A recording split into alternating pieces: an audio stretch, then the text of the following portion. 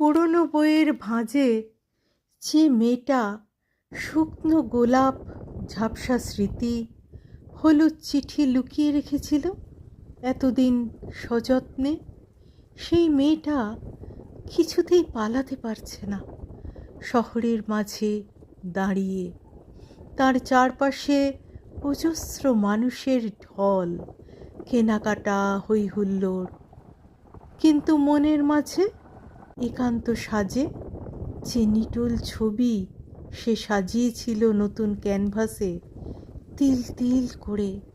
সেখানে একদম ভিড় নেই, ভীষণ নিরালা, কেউ কোথাও নেই। ওই চলে যাওয়া শীতের মতো সেও তাই চলে যেতে চায় এই শহর থেকে বহু দূরে। অবাঞ্ছিত বাক্যালাপ তার আর ভালো লাগছে না, সে চায় না, হতে চায় ভীষণ অপরিচিতা।